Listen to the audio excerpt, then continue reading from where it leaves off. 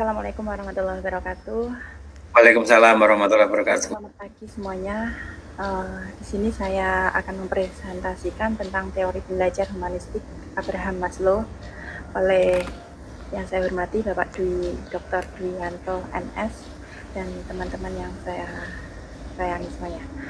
Oke, nama saya Hoifah, Rumble A2 reguler. Oke, pertama, apa saja yang akan kita pelajari di sini atau tujuan presentasi ini, yaitu yang pertama kita akan mengetahui bagaimana teori belajar yang dikemukakan oleh Abraham Maslow, yang kedua tentang apa saja prinsip belajar Abraham Maslow, yang ketiga apa saja prinsip pembelajaran Abraham Maslow,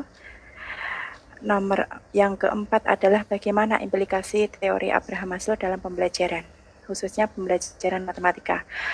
Mari yang pertama kita mengenal Bapak Abraham Maslow. Nah, ini ada fotonya ya. Bapak Abraham Maslow, beliau lahir 1 April 1908 dan meninggal pada 8 Juni 1970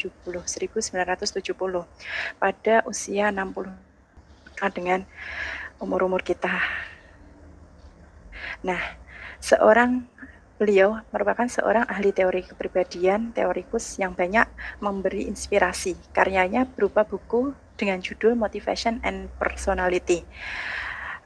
Maslow itu terkenal sebagai lelaki yang cerdas. Semasa kecil ia menjalin hubungan yang kurang baik dengan ibunya, yang keras dan kerap melakukan tingkah laku yang tidak ganjil. Ia menceritakan dirinya di waktu anak-anak sebagai pemalu, namun gemar membaca buku. Namun Maslow hanya sementara tidak menyukai dirinya pribadi. Jadi sempat tidak menyukai dirinya pribadi. Ia sadar akan potensi yang dimilikinya serta menjadi bapak psikologi humanistik populer yang mendorong adanya perubahan sosial yang positif. Ini kehidupan singkatnya ya, tapi cerita panjangnya sangat panjang sekali.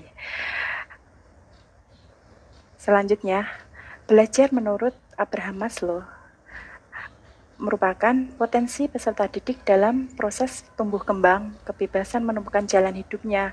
Peserta didik sebagai subjek yang merdeka guna menetapkan tujuan hidup dirinya.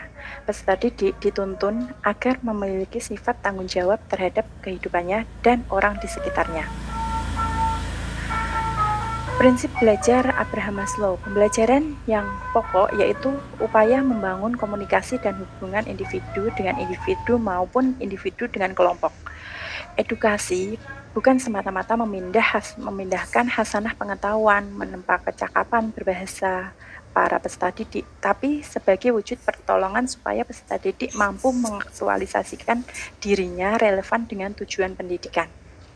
Edukasi yang berhasil pada intinya adalah kecakapan menghadirkan makna antara pendidik dengan pembelajar sehingga dapat mencapai tujuan menjadi manusia yang unggul dan bijaksana.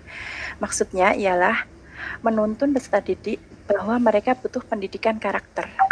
Pendidik memfasilitasi peserta didik menggali, mengembangkan, dan menerapkan kecakapan-kecakapan yang mereka punya supaya mampu memaksimalkan potensinya. Prinsip-prinsip pembelajaran Abraham Maslow. Maslow terkenal sebagai bapak aliran psikologi humanistik. Ia yakin bahwa manusia berperilaku guna mengenal dan mengapresiasi dirinya sebaik-baiknya. Teori yang termasyhur hingga saat ini yaitu teori hierarki kebutuhan. Menurutnya, manusia terdorong guna mencukupi kebutuhannya. Kebutuhan itu mempunyai level dari yang paling dasar hingga level yang tertinggi.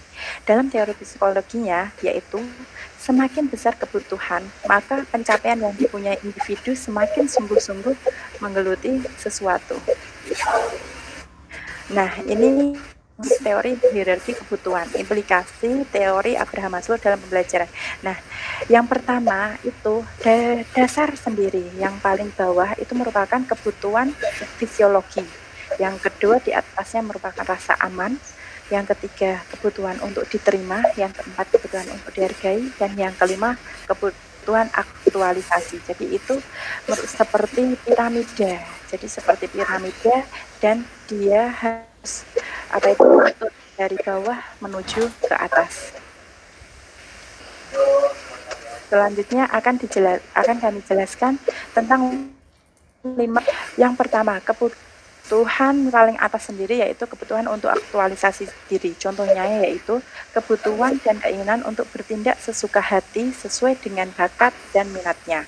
Yang kedua, kebutuhan untuk dihargai di bawah setelah aktualisasi diri yaitu kebutuhan untuk dihargai. Contohnya merupakan ujian, piagam, tanda jasa, hadiah, dan lain sebagainya.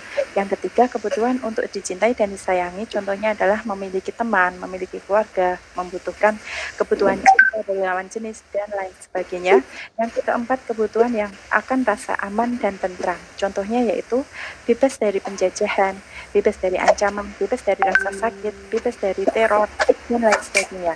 Yang kelima, yaitu kebutuhan yang paling dasar, yang paling bawah, dan ini merupakan kebutuhan bagi setiap manusia ya, yaitu yang pertama contohnya adalah sandang atau pakaian, pangan atau makanan, papan, rumah atau rumah biologis seperti buang air besar, buang air kecil, bernafas, dan lain sebagainya. Nah, menurut Abraham Maslow, self-actualization, namely to the tendency for him to become actualized, this tendency might be raised as the desire to become more and more what one idiosyncratically is to become free. That's one is capability of becoming. Artinya bahwa kebutuhan aktualisasi diri adalah kecenderungan seseorang untuk mengerahkan semua kemampuan atau keinginannya secara terus-menerus dalam menjadi pribadi yang baik. Terima kasih atas perhatiannya.